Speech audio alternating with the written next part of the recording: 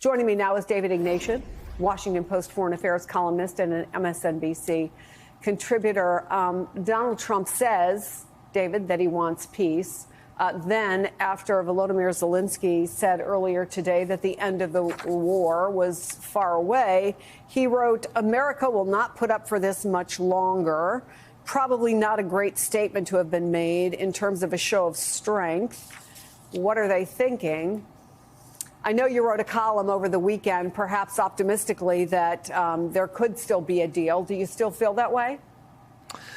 I think it's still possible. The Europeans are working on a unified platform of support for Ukraine. Keir Starmer, the British Prime Minister, has made it clear that he would like then to mediate, in effect, between Ukraine and Europe and come back to a unified position that could go towards peace negotiations. Ukrainians told me over the weekend that President Zelensky, when he was at the Oval Office in that catastrophic meeting, came prepared to sign an agreement giving the U.S. a share of Ukraine's mineral rights in exchange for U.S. support in negotiations, and that they'd be ready to come back and resume those conversations.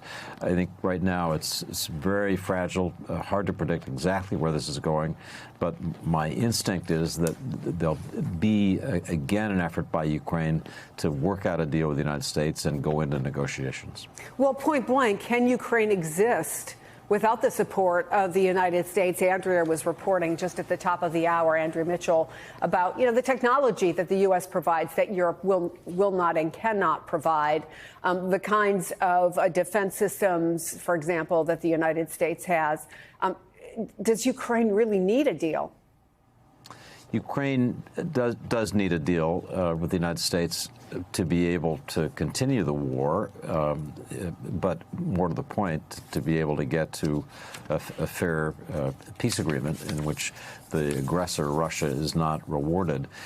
There are some extremely important systems that the U.S. And NATO allies provide to Ukraine that allow precise targeting of Russian positions in eastern Ukraine.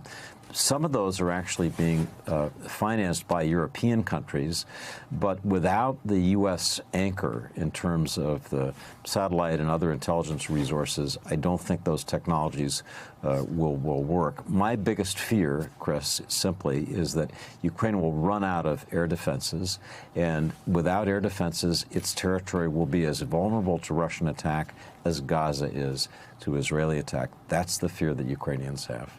Is there anyone in the European Union, for example, who has the ear of Donald Trump, anybody who has the ear of Donald Trump more than Vladimir Putin?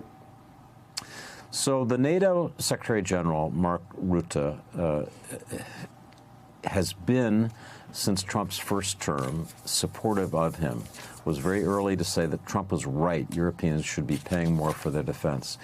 Trump is said to like him and to get along well with him, and he's been leading the argument, Mr. President, you need to have a strong and sustainable peace agreement, otherwise it's going to blow up on you. It's going to come back to haunt you during your term. So I think Rutte is with Keir Starmer, the key person as an interlocutor. Trump badly wants this peace agreement. He campaigned on it. He said he'd get it done quickly. And as things begin to splinter after the catastrophe in the Oval Office, in a way, it's Trump who's embarrassed because he's not able to deliver on what he promised. He may blame Zelensky, but that misses the point that he won't get the deal done. David Ignatius, thank you so much.